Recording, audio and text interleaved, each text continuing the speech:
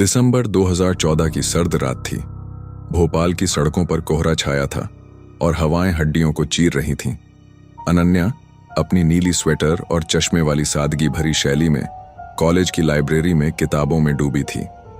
उसका चेहरा पढ़ाई की थकान से भरा था, मगर उसकी आंखों में एक चमक थी जो हमेशा उसे जीवंत बनाए रखती थी। तभी उसकी मां का फोन आया।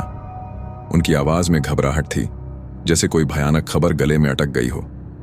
अनन्या, जल्दी अस्पताल आ, अक्षय का एक्सीडेंट हो गया है।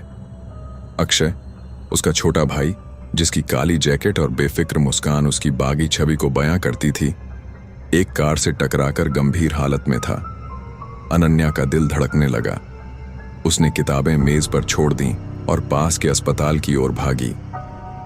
अस्पताल के आईसीयू के बाहर परिवार सन्नाटे में डूबा था।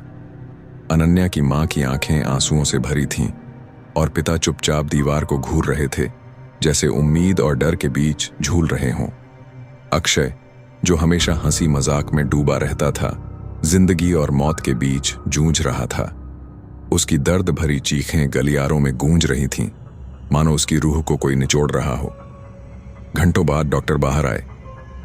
वह खतरे से बाहर है। उनकी बात ने सबके चेहरों पर हल्की राहत बिखेरी, मगर अक्षय की चीखें अभी भी हवा में तैर रही थीं, जैसे कोई अनजाना दर्द उसे अंदर से खा रहा हो। जब अक्षय को सामान्य वार्ड में शिफ्ट किया गया, अनन्या उसे देखने गई। कमरे में कदम रखते ही वह ठिठक गई। अक्षय, जिसके चेहरे पर चोटों के निशान थे, अचानक एक पुराना उदास गीत गुनगुनाने लगा। उसकी नीली आंखें खालीपन से भरी थीं।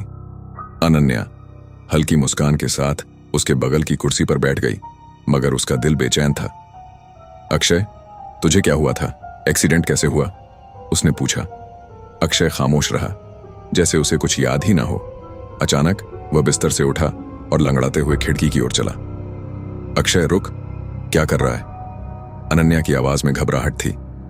जवाब में सन्नाटा। अक्षय खिड़की पर रुका, एक टांग बाहर रख दी।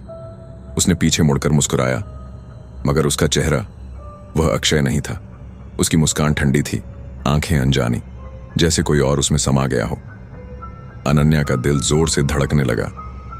इससे पहले कि वह उसे पकड़ पाती, अक्षय ने दूसरा पैर बाहर रखा और कूद गया। अनन्या की चीख गलियारे में गूंजी।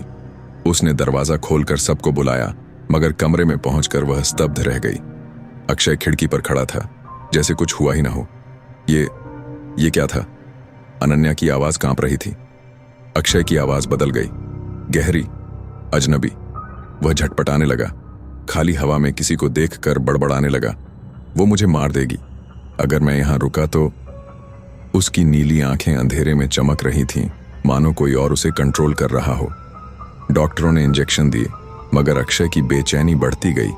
उसकी मां अपने बेटे को ऐसी हालत में देखकर टूट चुकी थी। उसने उसे डिस्चार्ज करवाकर घर ले जाने का फैसला किया। घर पहुंचते ही अक्षय और अजीब हो गया।